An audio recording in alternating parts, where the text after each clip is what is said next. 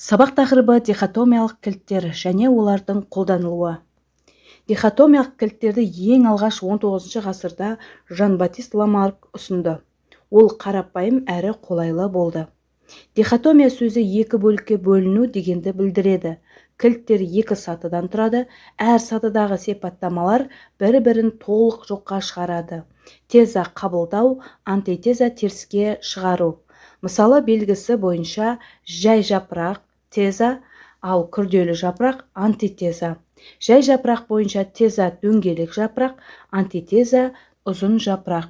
Күрделі жапырақ бойынша теза саусақ салалы жапырақ, антитеза қауырсын тәрізді жапырақ.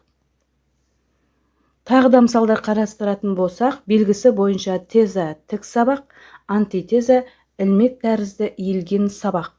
Енді жапырақ бойынша тік сабақ бойынша теза сопақ жапырақ, мысалы мойыл өсімдігі, ал антитеза жіңішке қандауырша тәрізді жапырақ, мысалы қандауыр кербез гүлі.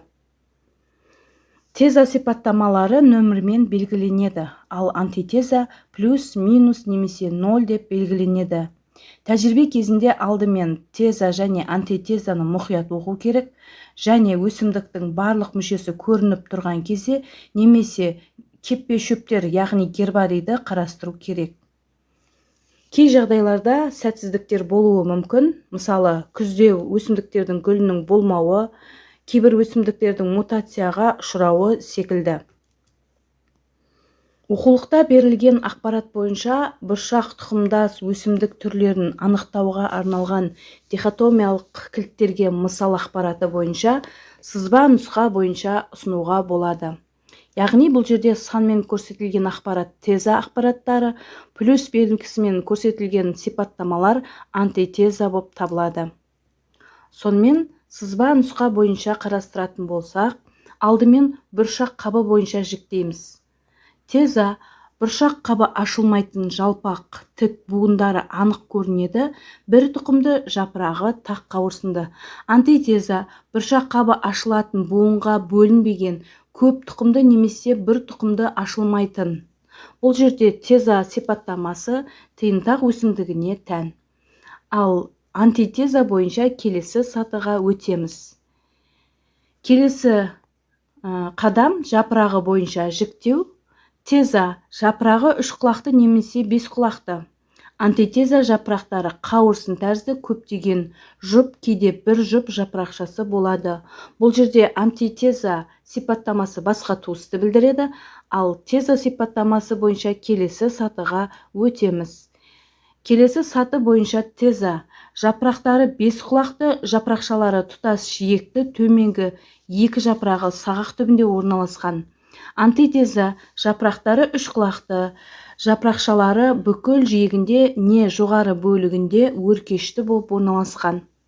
Бұл жерде теза ақпараты бойынша басқа туысты білдіреді, антитеза сипаттамасы бойынша келесі сатыға өтеміз. Келесі саты бойынша күлтелер бойынша жіктейміз. Теза күлтелерінің түбі аталық түтікшелерімен бірігіп кеткен, күлтесі гүлдеп болған соң түсіп қалмайды. Ал антитеза күлтелері еркін, аталықпен бірікпеген және гүлдеп болған соң түседі. Теза ақпараты бойынша басқа туысты білдіреді, ал антитеза ақпараты бойынша бұл беде туысы. Туысты таптық, енді осы беде туысының нақты түрін анықтау үшін келесі қадамдарды жасаймыз. Енді тостақанша бойынша жіктеу. Теза тостақанша ұзындығы 4-5 мм, жеміс түзілгенде 7-8 мм-ге дейін өседі, ақшыл жарғақты және көпіршік тәрізді томпақ болады. Антитеза тостақаншасы жеміс түзілгенге дейін үлкеймейді және көпіршік тәрізді томпақ емес. Теза ақпараты бойынша бұл бүлдірген тәрізді беде, ал антитеза бойынша келесі сатыға өтеміз. Ендігі қадам гүлдер бойынша жіктеу. Теза гүлдері күлгін қоңыр қызғылт тостақанша қалың түкті, антитеза гүлдері басқаша боялған, тостақаншасы ашық.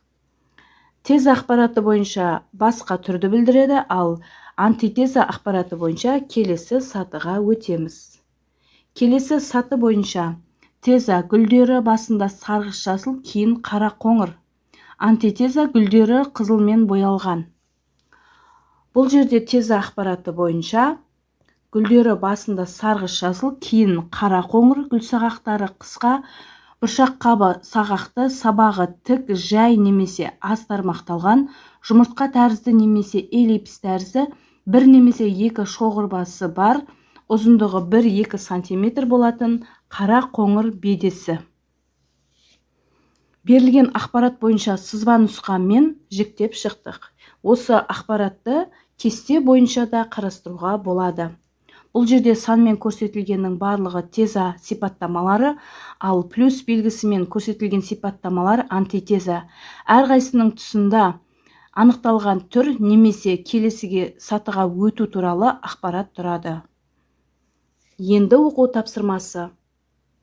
Төменде берілген суреттердегі ағзаларды сұрақтарға дұрыс жауап беру арқылы дұрыс орындарға орналастырыңыздар.